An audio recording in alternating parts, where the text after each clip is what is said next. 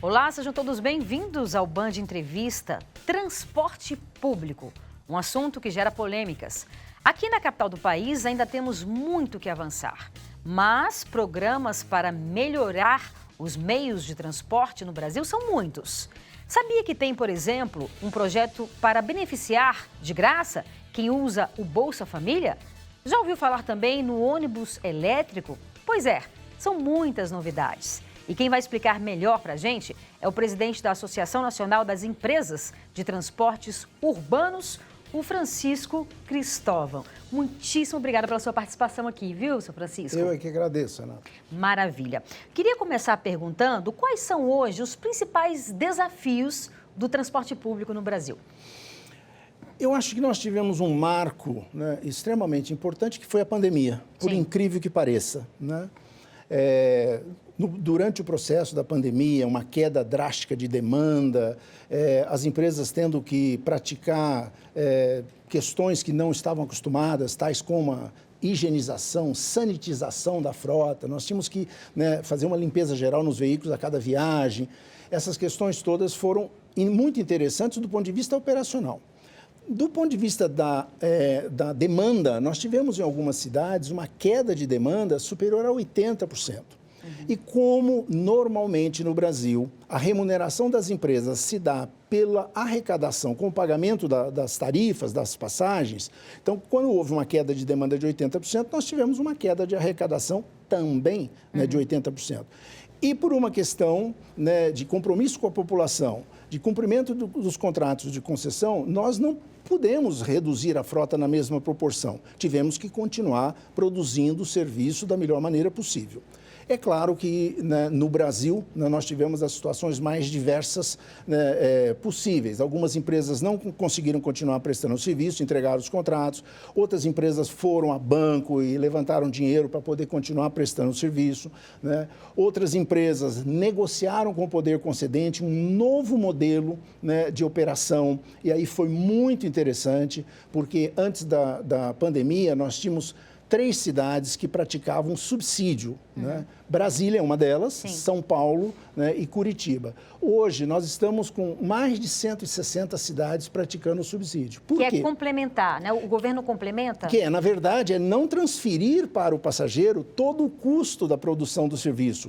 Porque as empresas não são, as empresas operadoras não são responsáveis, né, pelo aumento da mão de obra, pelo aumento do diesel, pelo aumento do pneu, pelo aumento de tudo. Elas simplesmente montam uma planilha de custo e transfere, né, esse custo para a população. Obviamente, quem autoriza isso é o poder concedente, é a prefeitura, no caso das cidades, no caso das linhas intermunicipais, é o governo do estado. Então, o que aconteceu? É que com essa, né, situação que, né, o poder concedente e as empresas tiveram que administrar, né, várias autoridades, os prefeitos em particular, começaram a entender uma coisa que era muito óbvia, né, que no mundo inteiro já se pratica isso, né? O passageiro não consegue arcar sozinho com o custo total, né, do seu deslocamento. Então, é necessário que as prefeituras ajudem esse pagamento. E foi daí que surgiu, então, né, esse movimento, né, em prol do subsídio. E eu aproveito para tratar aqui de um conceito. O subsídio, ele é sempre ao passageiro. As empresas nunca são subsidiadas, as empresas são remuneradas pelo serviço que prestam. O subsídio é ao passageiro, ou para reduzir o valor da tarifa, ou para garantir as gratuidades, que também são muito comuns, né? O estudante, o idoso, deficiente, às vezes, em algumas cidades, o funcionário público, né? Enfim, eles não pagam, né, para poder usufruir do transporte. Mas alguém vai pagar essa conta, né? Por falar nisso, sem querer te interromper, já te interrompendo, peço desculpa, essa semana o governador Ibanez, na verdade, foi um projeto de um deputado, mas ele sancionou a gratuidade para pessoas a partir de 60 anos. Então, quem tem a partir de 60 anos aqui no Distrito Federal vai poder andar de graça nos ônibus. E aí, eu já emendo com uma questão que aqui no Distrito Federal tem uma peculiaridade, uma particularidade, por ser muito próxima às regiões, né, do entorno que a gente chama, e aí são regiões interligadas, regiões do Distrito Federal e de Goiás ficam próximas a ponto de você nem saber o que é Distrito Federal e o que é Goiás, e muitas pessoas que moram no Goiás e trabalham no Distrito Federal, enfim, e vira um bolo, né, que os governos meio que jogam para um, jogam para outro. E agora eu vou chamar a Alice Ribeiro, que está na rodoviária do Plano Piloto, e vai ouvir um pouco esses passageiros, vamos ouvir um pouco essas demandas desses passageiros, essas dificuldades, para a gente poder entender melhor essa realidade. Alice, é com você. Quando o assunto é transporte público aqui na capital, os passageiros têm muito a dizer. A gente está aqui na rodoviária do Plano Piloto e essa fila é para as pessoas que estão indo para Brasilinha, estão esperando um ônibus. Vamos perguntar para o pessoal o que eles estão achando da qualidade dos ônibus. Tudo bem? Qual que é o nome da senhora? Maria do Socorro. Maria do Socorro está indo para onde? Brasilinha. Qual é para a senhora a avaliação quanto aos ônibus? Mal dirigido, os fiscais não respeitam ninguém. As cadeiras dos velhos, os jovens sentam os velhos em pé. O motorista não fala nada. Para entrar por trás é um sacrifício. Só entra se tiver o cartão da catraca, se não tiver, não quer aceitar os velhos por trás mais. E tá um fracasso esses ônibus. A gente só mora lá porque é o lugar que a gente tem que morar. Mas tá terrível. Você tem que tomar as providências, tá demais. 1h30 esperando o ônibus aqui para poder vir. A gente fica naquele solzão lá e eles não estão nem aí pra gente. Para ninguém que tá na fila. Eles não estão aí para ninguém que tá na fila. Eles só querem dinheiro. Muito obrigada, viu, dona Maria, pela sua opinião. Vamos falar com o pessoal aqui na fila. Amiga, tudo bem? Qual que é o seu nome? Maria Vitória. Maria Vitória, para você, como está a situação dos ônibus aqui no entorno, na capital? Eu acho que o ônibus de Brasilinha é o pior ônibus que tem. A empresa, né? Porque eles cobram o executivo, porque a gente vai pegar o coletivo, que é 8,85. O executivo, ele só tem uma cortina diferente, eles cobram R$10 e fala que executivo, não é executivo de nada. O ônibus quebra, a gente tem que ir atrás com risco de cair, porque tá tão cheio que lá atrás você fica com risco de cair. Então, pra mim, é um dos piores ônibus que tem. Falam que vai melhorar, nunca melhora. Eu faço, vamos fazer baixo-assinado, todo mundo aqui da fila assina, não melhora em nada. Até assim, desculpa até falar, mas até você mostrar essa entrevista, não vai adiantar de nada também, que é anos a gente tentando. As pessoas estão desacreditadas, né? Pois é, esse é um grande problema, né? Isso aí mostra que se nós queremos prestar um serviço de qualidade, a primeira coisa que nós temos que fazer é ir ao encontro do nosso cliente. Sim. Eu, de propósito, estou usando essa expressão cliente, eu não estou usando a proposta usuário, porque o usuário é aquele que não tem opção, né? Eu, quando pego um avião de São Paulo para Brasília, eu sou cliente de uma das empresas, ou da Gol, da Latam e assim por diante. Por que o ônibus, quando um passageiro pega da origem para chegar ao destino, ele é um usuário? É porque, no passado, a ele não era dado, né, nenhuma possibilidade de escolher o que quer que fosse. O itinerário, o preço, né, a integração quando necessária e etc. Hoje, as questões, os atributos da viagem, como a gente costuma dizer, é uma questão mais técnica, eles mudaram, né? A população não quer mais só regularidade, confiabilidade, ele quer lotação. Ele quer um preço, né, que ele tenha condição de pagar para poder usar o serviço. É um serviço público, é essencial, é estratégico, é um direito social previsto no artigo 5º do artigo 6º da Constituição, né, desde 2015, mas que virou letra morta, porque, né, não foi dado a esse serviço público a devida importância, o tratamento que ele precisa.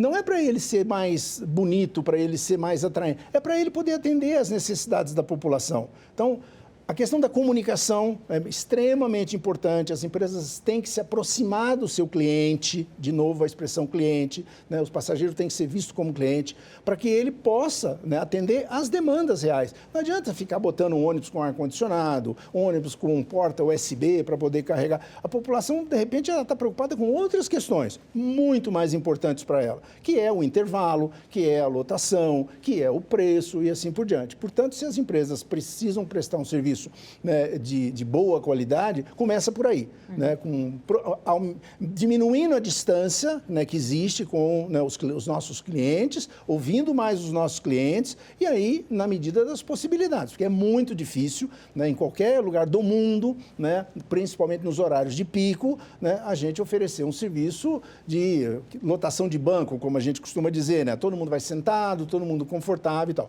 O custo iria para um valor insuportável. subsidiado. Eu nem digo mais para o passageiro, porque esse nem pensar que ele vai bancar esse custo. Mas mesmo que o sistema seja subsidiado, né, ele, né, vai demandar recursos orçamentários que nem todas as cidades têm condição de oferecer, né?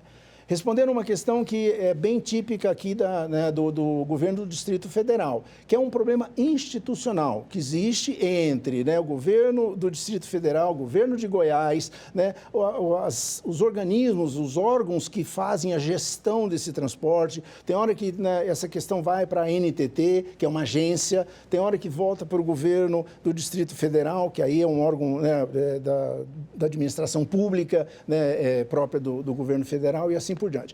Está faltando, né, muita discussão, muito diálogo e uma negociação onde as partes possam se sentar. As partes que eu digo é o governo de Goiás, o governo do Distrito Federal, né, o governo federal, né, e possam achar uma solução. Porque o mais importante é atender a necessidade da população. Né? Não adianta a gente ficar, né, querendo, né, fazer...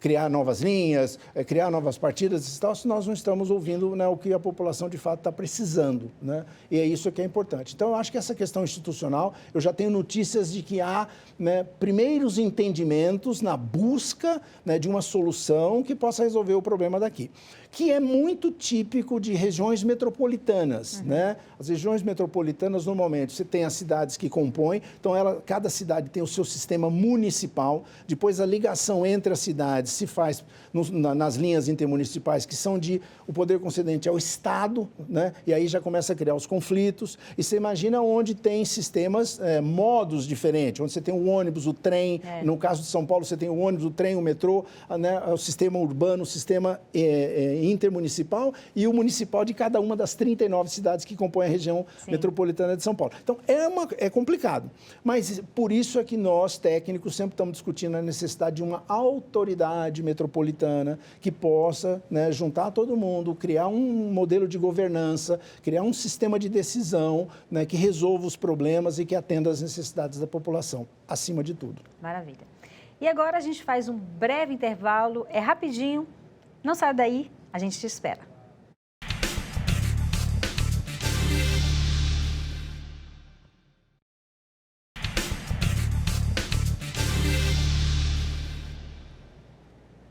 Estamos de volta com o Band Entrevista, hoje falando com o presidente da Associação das Empresas de Transportes Urbanos, Francisco Cristóvão.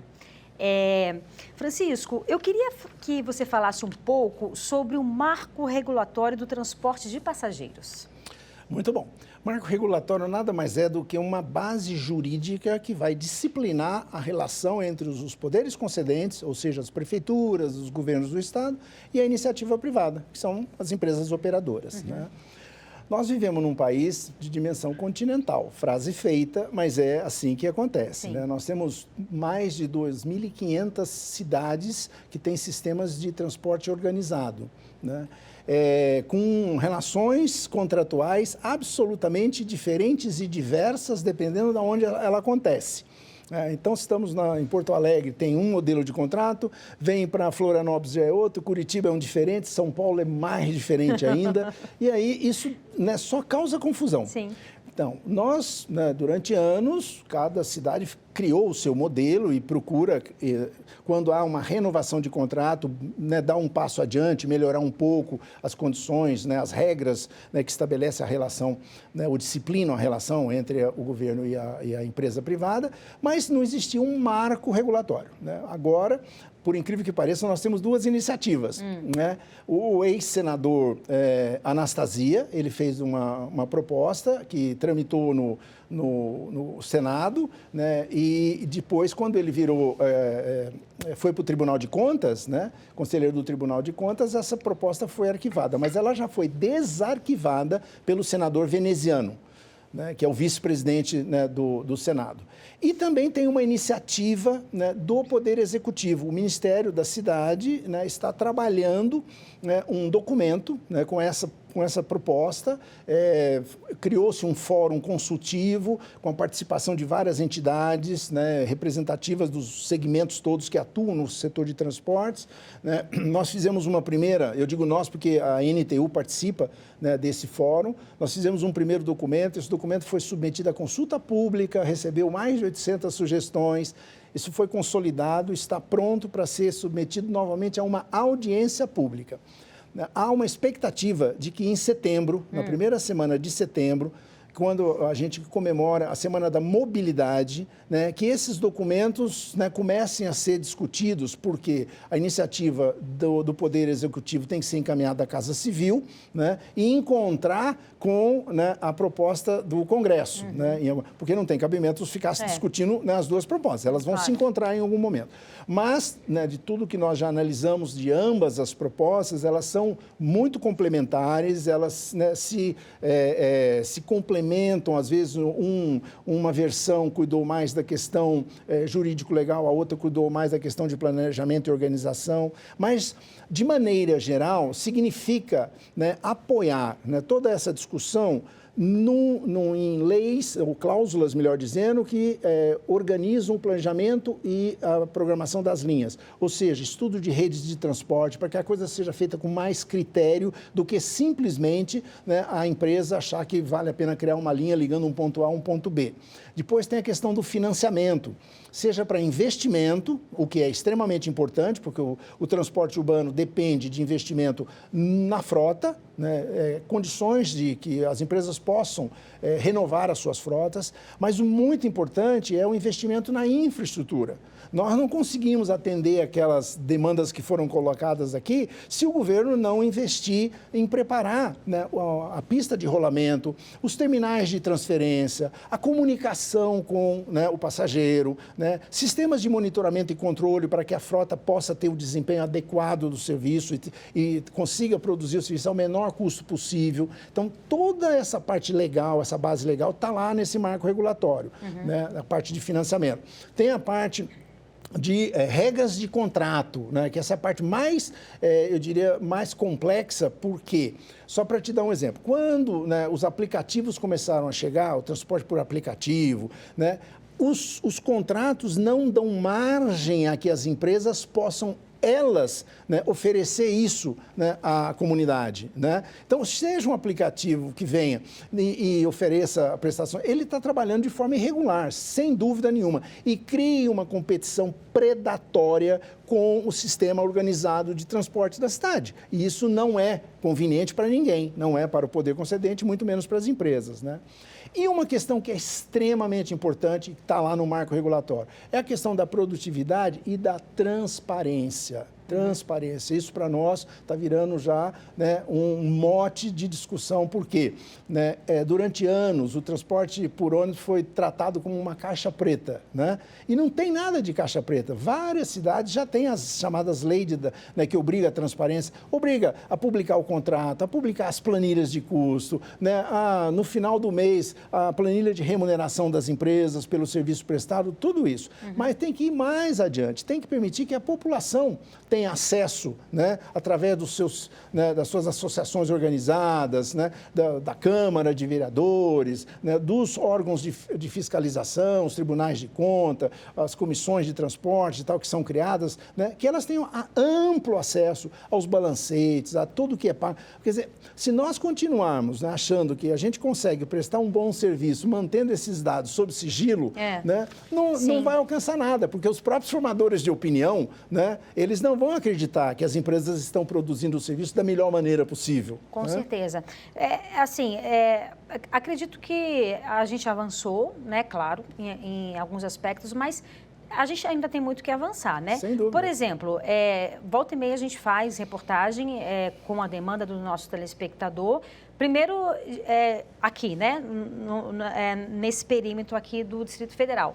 Primeiro que não tem parada, não tem ponto de ônibus, assim.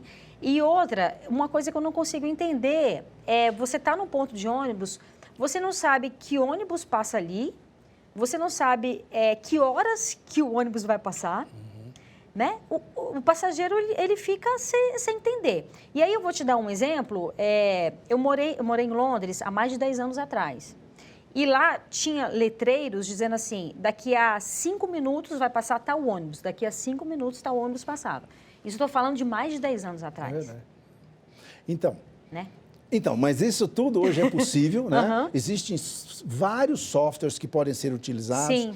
Mas, de novo, precisa de encarar o seguinte, o deslocamento de um cidadão da origem ao destino, ele passa por várias fases. Sim. Primeira delas, o cidadão sai de casa e ele caminha até o primeiro ponto, por uma calçada. Essa calçada está adequada pois é. Né, é verdade. Para o caminhante. Sim. Eu não estou nem falando de cadeirante. do cadeirante, né? Que você sabe. Bom, aí ele chegou num ponto onde ele vai pegar o ônibus. Esse ponto tem um mínimo de proteção, de infraestrutura. Para ele não ficar sob sol, sob chuva. Sob chuva, pois né? Tem lá uma cobertura que possa dar a ele um mínimo de condição de segurança, inclusive, à noite, com iluminação adequada. Tem alguma informação, como essa que você acaba de dizer, né? O ônibus, o último ônibus que passou da linha tal, né? Passou a 2 minutos, o próximo chega daqui a 3 minutos, daqui a 10 minutos. Isso é extremamente importante. Lembra que eu já falei a questão dos atributos da viagem? Né? Hoje, né, o passageiro exige isso. Não é mais uma questão de as empresas gostariam de estar oferecendo. Não, se não oferecer, o passageiro opta por outro modo de deslocamento. Ele vai para a carona solidária, ele compra uma moto, ele começa a realizar quando o deslocamento é até 5 quilômetros e quando a cidade é razoavelmente plana, ele compra uma bicicleta. Né? Eu não sou contra, né, a mobilidade ativa, como a gente costuma chamar, né, que é usar a bicicleta ou o próprio caminhar. Mas, né, nós temos que ter essa noção de que o nosso cliente, certo? Ele tem as suas necessidades, ele dá nota para cada item da viagem, como essa, o deslocamento que ele faz da origem até o destino, se ele tem que fazer uma transferência de um sistema para outro, esse terminal está adequado, né? Ele tem toda a proteção, ele tem a informação, ele tem uma escada rolante? Não, ele tem uma escada que o cidadão é obrigado a subir. É muita coisa, né, que a gente tem que mudar. É muita coisa. Eu vou ter que te interromper, a gente vai fazer um breve intervalo e volta daqui a pouco, tá bom? Então é isso, a gente faz um intervalo, é bem rapidinho, não sai daí, a gente te espera.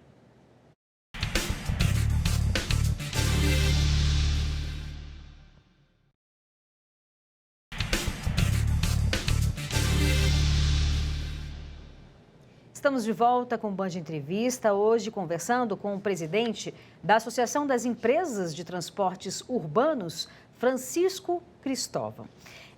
Francisco, nós falávamos aqui no começo sobre a questão dos ônibus elétricos e eu queria que você falasse um pouco sobre esse processo de descarbonização da frota.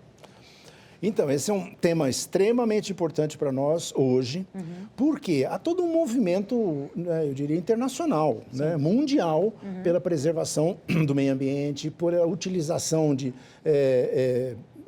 veículos que produzam menos poluição e assim por diante. Então, esse assunto chegou para nós, né, e cada estado, cada cidade está lidando, infelizmente, porque nós não temos uma política nacional, cada cidade está resolvendo o problema da sua maneira, mas nós temos 4 rotas para a descarbonização da frota. A utilização de ônibus elétricos, né, movidos a bateria, né, a utilização de ônibus movidos a biocombustíveis, e esse biocombustíveis é um combustível produzido a partir de óleos vegetais e gorduras animais.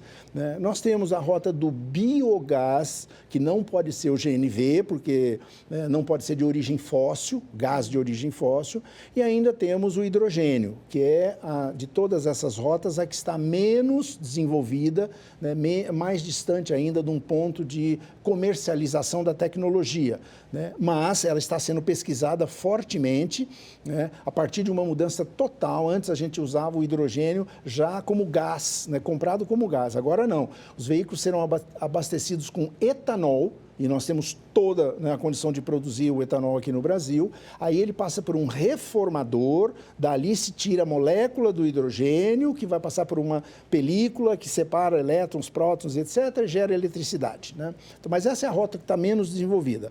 As que estão mais desenvolvidas é a do gás, né, e a do ônibus elétrico, né? E nós já estamos com a indústria produzindo esses ônibus aqui no Brasil, nós temos montadoras produzindo no Brasil e várias cidades analisando os seus projetos. A NTU acaba de desenvolver uma planilha de custo para poder fazer um orçamento correto desses projetos, porque o veículo custa muito mais caro. Sim. Um veículo elétrico, a bateria custa 3 vezes mais, né? Um veículo normal, movido a óleo diesel, né? E todos esses assuntos, particularmente a descarbonização, nós vamos estar discutindo num seminário que vamos realizar agora na primeira semana de agosto, aqui em Brasília, nos dias 8 e 9, né? Reunindo a questão da descarbonização, o problema do marco regulatório, financiamento para custeio e investimento, né? Todos esses assuntos que estão hoje, né, na pauta, na nossa pauta de discussão, e a gente quer trocar ideias com os representantes, né, do Brasil todo para ver, poder avaliar e montar uma base geral de conhecimento, né, sobre esses assuntos todos. A questão da reforma tributária, os impactos da reforma tributária no setor também vai ser discutido? Também vai ser discutido. Nós somos um setor bastante desonerado, né? Porque nós não pagamos IPI nos veículos, alguns estados não cobram ICMS, algumas prefeituras não cobram ISS, né, da prestação do serviço e tal. Nós já fizemos as nossas contas e nós hoje, do custo de produção do serviço, algo em torno de 7%, 8% são tributos.